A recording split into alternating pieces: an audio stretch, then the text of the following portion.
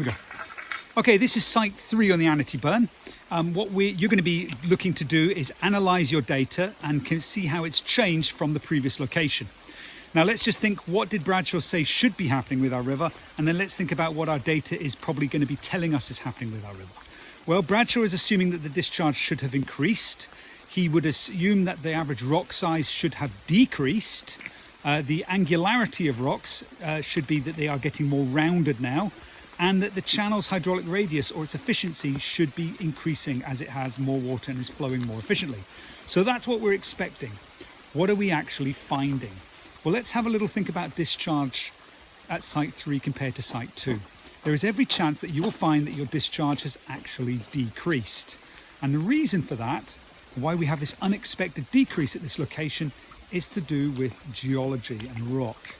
We have a sandstone rock, which I'm showing you there in the river cliff, underlying our river.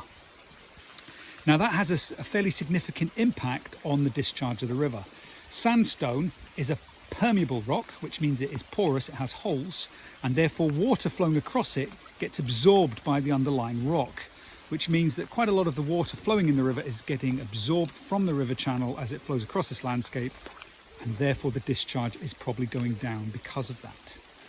Okay, that's why the discharge is likely to not have increased as we expected it would, and why it's decreased.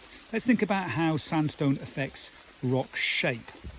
Well, because sandstone is a much softer rock, it will erode because of attrition much faster, and therefore a huge amount of rocks that we can see are much rounder than they were at the previous location.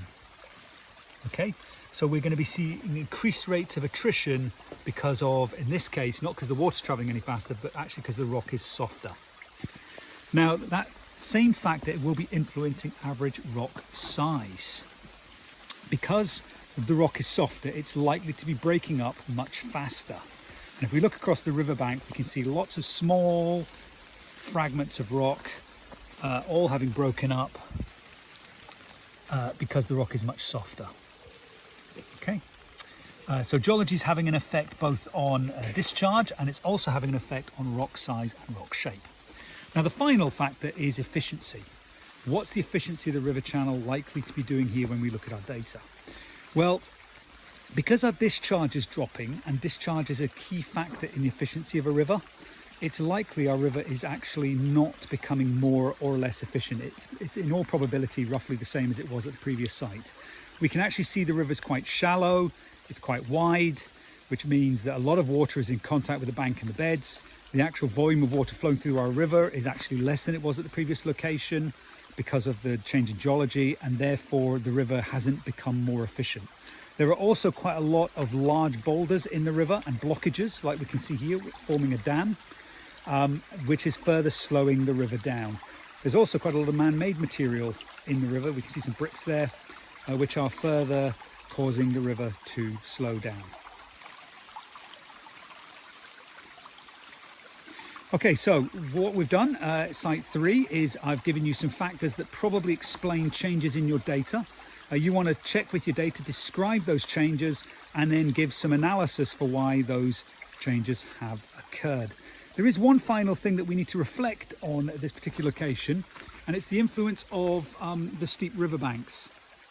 Because we have very steep riverbanks, when it rains, it's likely that the water is going to come down quite fast towards the river channel. However, because we have a overhead forest canopy of our river here, quite a lot of rainwater is actually being absorbed by the surrounding vegetation.